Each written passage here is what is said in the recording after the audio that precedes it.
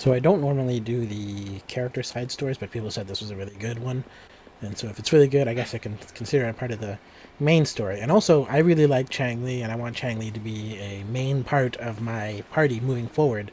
Uh, so let's see how this The goes. way Chief, the woodcutter, was so scared that he dropped his bamboo basket and ran down the mountain without even looking back. That is the right thing to do. If you encounter ghostly things for real, run, right? Unless you have a phone camera on you, then use it, because anyone who's ever used their phone camera has never been haunted by a ghost. Make sure to catch video, because photos, they're so easy to fake, but if you use video, then the ghost will absolutely not want to be on video. Only an empty wasteland remained. Oh, it wasn't a ghost. He time traveled. Oh, was Changli always there? Or did I just... Oh, you can't even... Oh my god, I'm playing in widescreen. I forgot. When I record videos, I have to change to, what is it? A normal aspect ratio. But right now, I'm in ultra wide, because my monitor is actually in ultra wide. I have to switch it back after this. I love how whatever shader they use for their eyes, it kind of peeks through their hair. I'm gonna pause and continue the recording because I have to change back to not ultra wide, because it's really, it makes for a bad recording. To escape unharmed. Hey, this guy's dialogue is not uh it's not gender specific.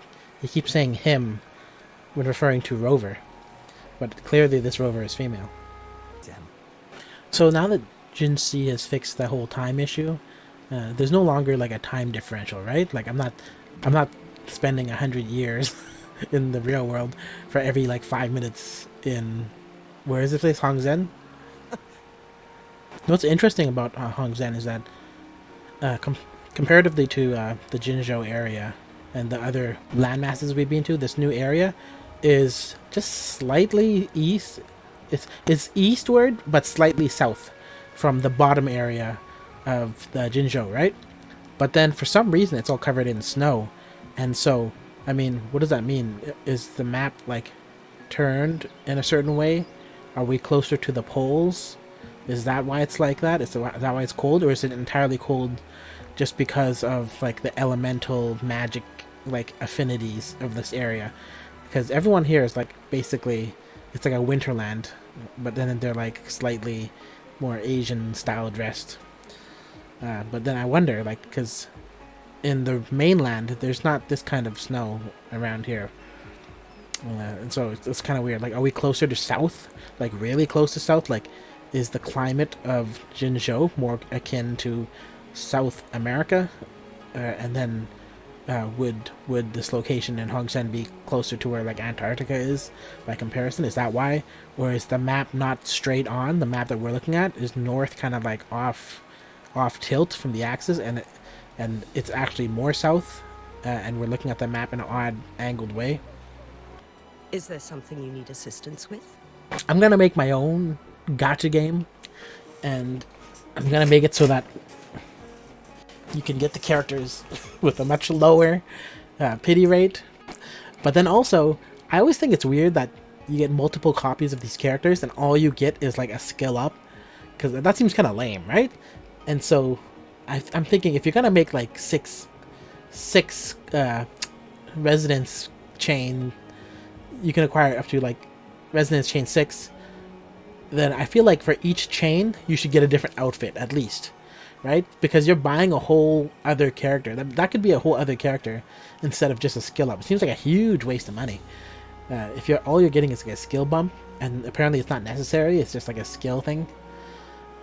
So you can just like fight a little bit harder rather than getting the buffs. Although some of those higher tier things you have to wail for. I mean, obviously it's a huge bump.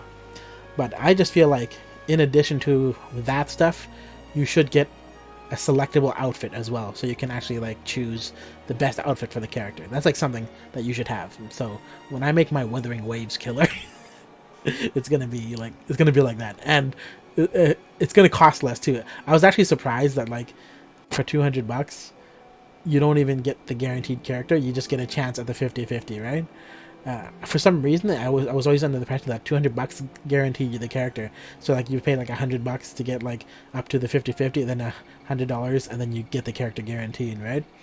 But I was actually wrong. That's actually like with the top up bonus, it's 200 for a chance to get to the 50/50, like a 90 pull.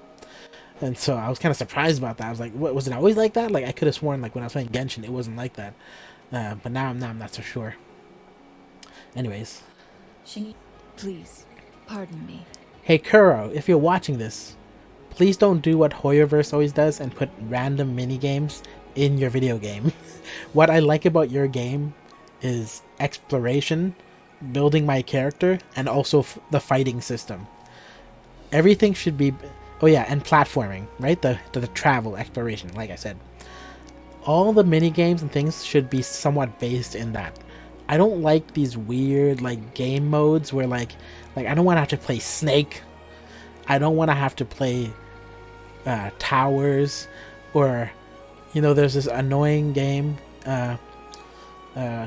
like the ones where you have to like shoot at things while a whole bunch of enemies are coming at you, and then if you can't shoot them, you gotta dodge out of the way, and then you gotta meet like certain quotas. Like this is just weird things. I don't play those mobile games.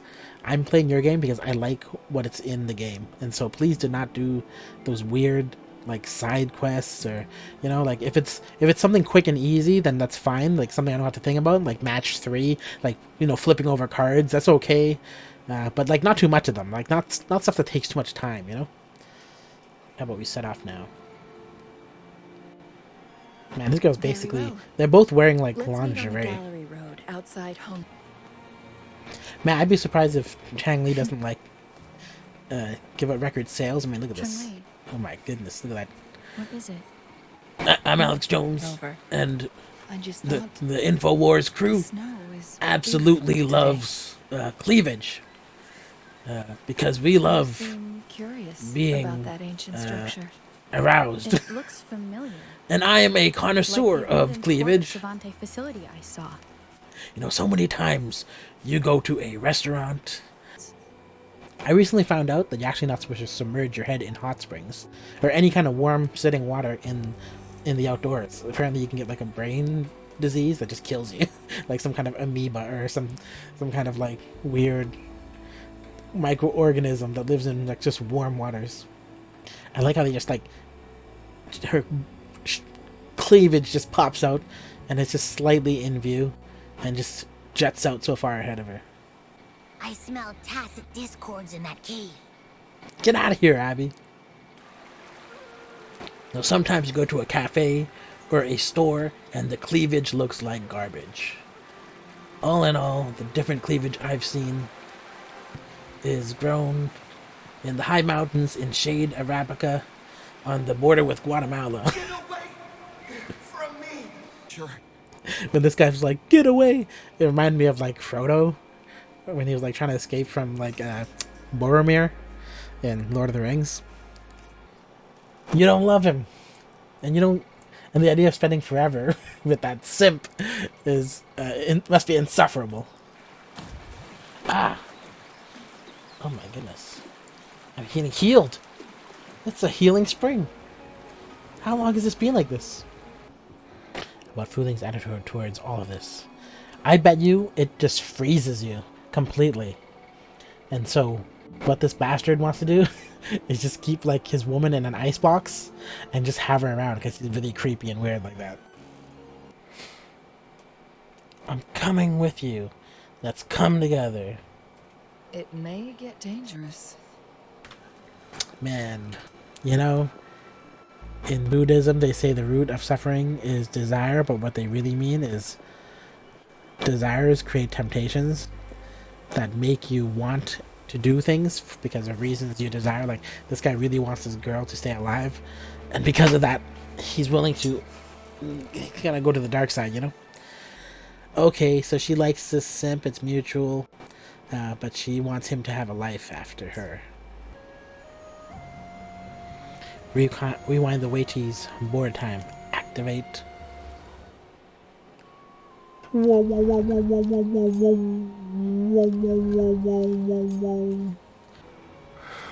and even the entire world. How is this a side quest, a character companion quest, and not a part of the main story? It seems like a lot of like really important information. Changli the bridge, energize. What is this? Look at how big the breasts become. This is...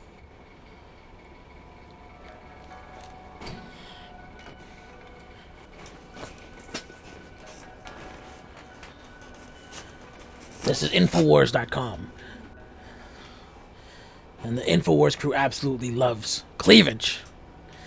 We love being aroused.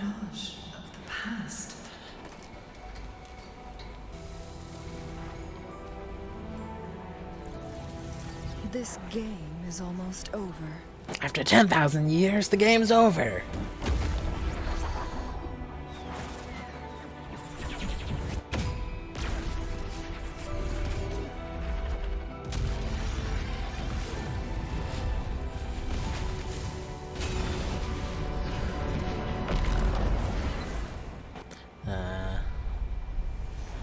What?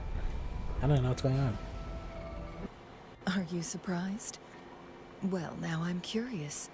What kind of a person do you see me as?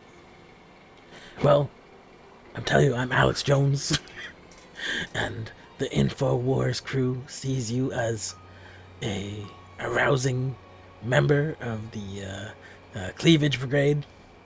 You know, so many times you go to a store or a restaurant, a coffee shop or something, and the cleavage looks like garbage. But you're like the favorite type of cleavage, grown in the high mountains of Mount Firmament, in the shade of the Sentinel's mountain form. So hard to leave this beautiful world behind. Oh my god, she is like a E cup or an F cup, isn't she? Make it fast. So that was a pretty good story. I feel like her story was friggin' just maximized. It felt like a part of the main story. That's how in-depth it was. So it was like, as far as companion story goes, like Ling Yang and Jian's story were like just really flops at best, right? Now Yin Lin is what I expect more from a companion story, just something involving the character and helping them with something they need, and that's it. But her story was like, she was like a really important character. Like, just not even, I feel like she was way more, she was given even way more better treatment than even Jin Si. Like, Jin Si got the whole like epic battles and stuff, but in terms of like getting to know the character and see them grow a little bit and understanding them, I feel like they really gave her a good companion story. So yeah, I was kind of surprised at the level of just work they put into this one, and I feel like it was good, because, you know, I really didn't expect, like, I held off in doing this companion quest. I really didn't expect much of it, and I was like, oh, this is just they're just gonna have a banner at the end of like 20 something days, and then it's gonna be like another draught of content. But actually, I feel like this is a pretty good addition to the story, and they should have just called it part of the main story, to be honest. Because, you know, people don't just want more banners. People want little things to do, little stories, stuff to feel like the game's going somewhere. Because right now the game suffers from the same issue a lot of gacha games suffer from, which is that you can't just play the game in its free time unless you're grinding, right? But what are you grinding for? Like a little bit of credits, echoes, that's it. I mean, you know, you need something to do in this game that makes it worthwhile, and something that, like, this world yearns to have something in it that you can contribute to. Even if like they just give you like a property and you start building your house. Like, I don't want to do it like the magic teapot in Genshin. That was way too high maintenance. But like, even if like if you could just buy random houses and get involved in real estate or something, that'd be something to do. And well, I don't really know. I don't want to give them bad ideas. But anyways, I guess that's it. Guys, see you in the next video. And for now, that's it.